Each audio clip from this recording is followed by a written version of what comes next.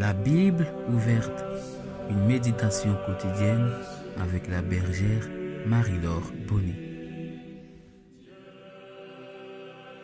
Shalom, chers frères et sœurs en Christ. Shalom, chers fils et filles de l'Alliance.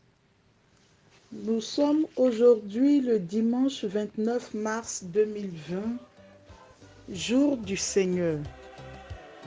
Il y a ce chant qui dit « Ce jour n'est pas un jour de tristesse, ce jour est bien un jour d'allégresse. Pour qui met son espoir dans le Seigneur, c'est la joie de voir Dieu en face. »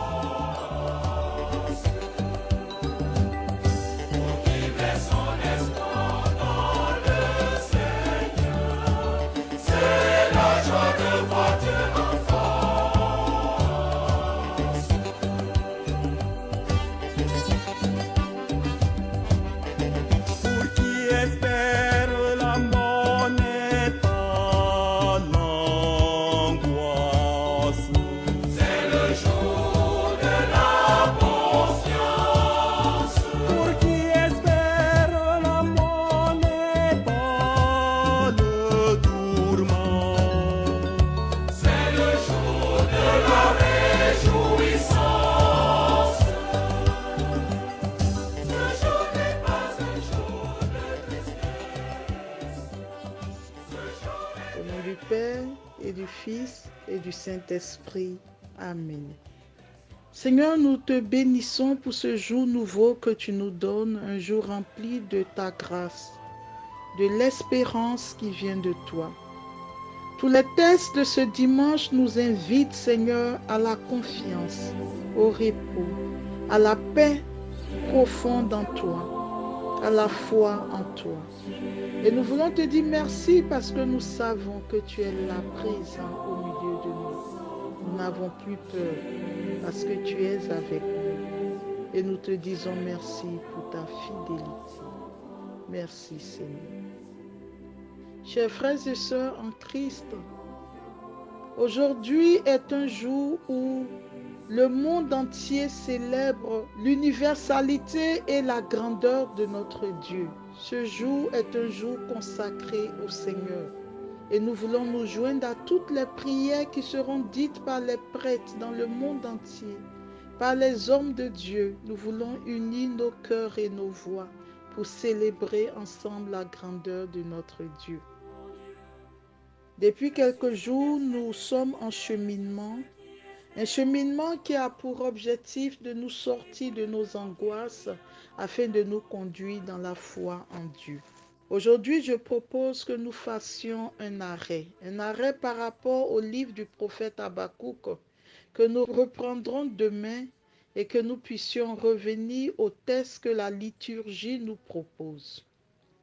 En parcourant les 3 textes de ce jour, je me suis rendu compte que ce sont des textes qui sont à propos par rapport à la situation que connaissent nos sociétés.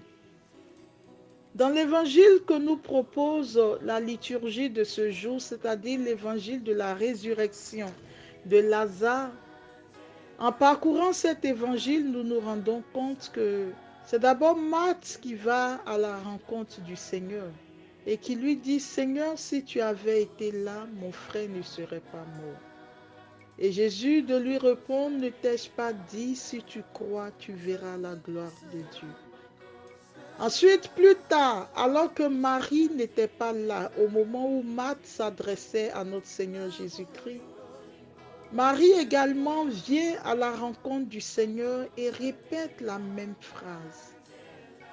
Seigneur, si tu avais été ici, mon frère ne serait pas mort. Mais que représentait Lazare pour Marthe et Marie? Lazare était le frère de Marthe et Marie. Lazare était la sécurité, la protection, le réconfort de Marthe et de Marie.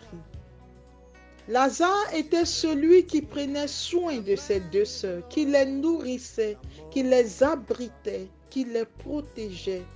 Lazare était leur sécurité physique et extérieure. Et voici qu'à l'issue d'une maladie, Alors que la parole de Dieu précise que Jésus aimait profondément Marthe et Marie et leur frère Lazare, malgré tout l'amour que Dieu avait pour eux, voici qu'à l'issue d'une maladie, Lazare meurt. C'est l'espérance, la sécurité, la protection, l'avenir de Marthe et de Marie qui s'en va en fumée. Elles ont perdu leur repère. Elles n'ont plus d'appui humain. Elles ne savent plus sur qui s'appuyer pour aller de l'avant. Tout ce qu'elles espéraient vient de s'envoler comme une fumée. Et l'amour de Dieu n'a pas pu retenir la main de la mort, n'a pas pu sauver leurs frères. Malgré tout l'amour que Dieu avait pour eux, rien ne s'est réalisé. Ces deux sœurs donc arrivent à Jésus et lui disent, Seigneur, si tu avais été là, tu aurais pu faire quelque chose pour nous. Que représente Lazare dans notre monde aujourd'hui? Ce sont toutes nos sécurités, le travail que nous risquons de perdre dans ces moments difficiles. Peut-être mourrons-nous de faim. La maladie nous emportera-t-elle? La mort frappera-t-elle à nos portes? Toutes nos sécurités, nos libertés que nous avons perdues, confinées dans nos maisons, la paix du cœur que nous avons perdue et qui a été remplacée par la peur de l'inconnu. Toutes ces informations que les médias nous donnent, amplifiant la situation, nous informant de tous ces cas de décès, les pays de plus en plus contaminés, l'avenir est sombre. Lazare est mort. L'avenir est sombre pour nous et comme Marthe et Marie, nous disons au Seigneur, Seigneur, si tu avais été là, cette situation aurait pu s'arrêter. Cette situation aurait pu ne pas arriver. Mais je voudrais, comme nous l'avons souligné dans la méditation d'hier, revenir sur ce que nous avons dit. Alors que pendant sa maladie, Marthe et Marie envoient dire à Jésus, ton ami est malade. Le Seigneur va encore attendre quelques jours, finir ce qu'il a à faire. Et au moment où il se rend au pied de Lazare, Lazare est déjà mort. Et lorsque ses disciples l'interpellent par rapport à cela, il dit, cette maladie est pour la gloire de Dieu. Le temps de Dieu, le délai de Dieu, le kairos de Dieu. Aujourd'hui, le Seigneur, dans cet évangile et dans la première lecture, vient comme nous dire, quelle que soit la situation, quelle que soit la mort qui frappe à vos portes, quel que soit le nombre de jours dans le tombeau, je vous ressusciterai, je vous sortirai de vos tombeaux.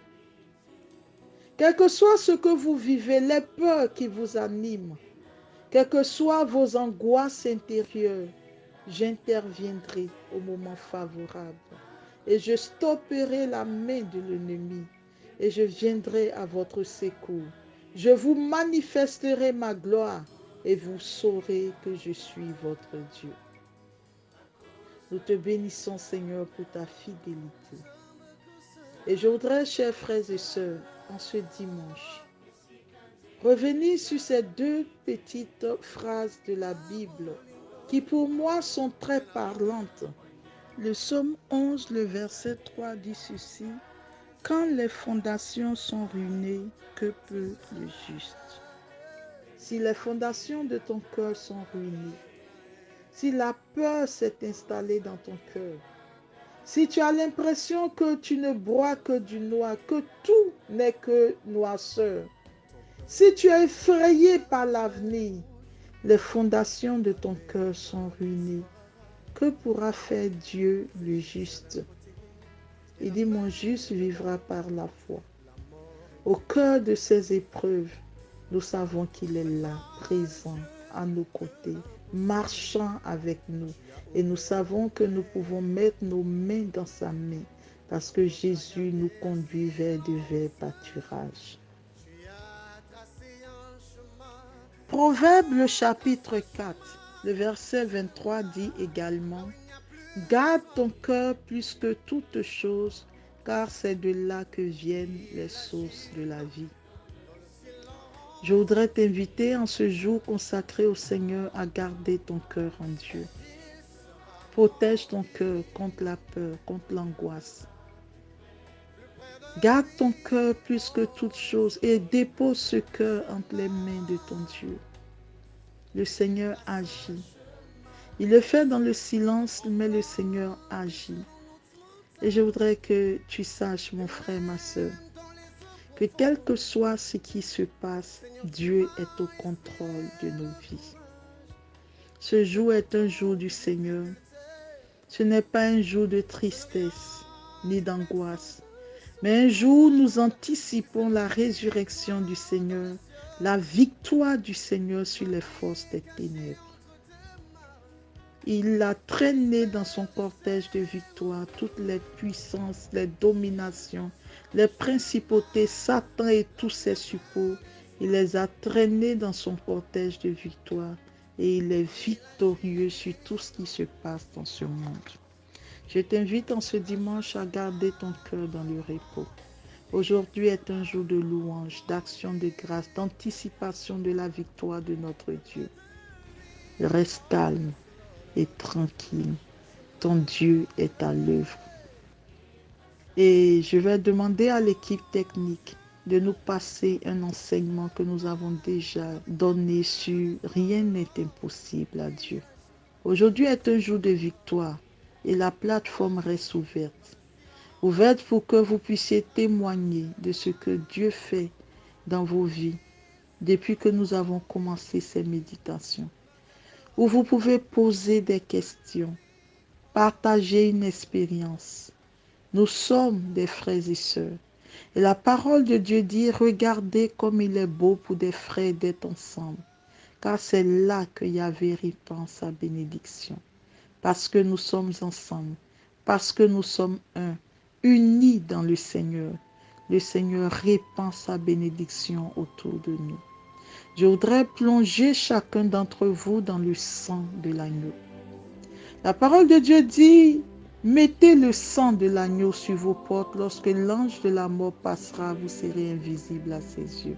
Seigneur, je voudrais en ce jour qui t'est consacré, plonger toutes les personnes qui sont sous cette plateforme. Je voudrais les plonger dans le précieux sang de notre Seigneur Jésus-Christ.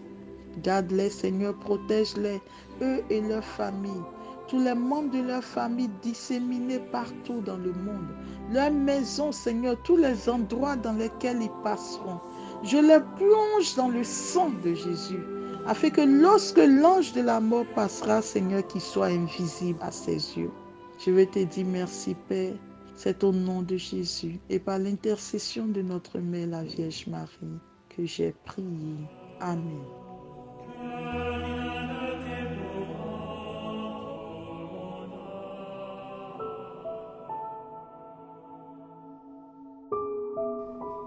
Vous venez de suivre la Bible ouverte, une méditation quotidienne avec la bergère Marie-Laure Bonny.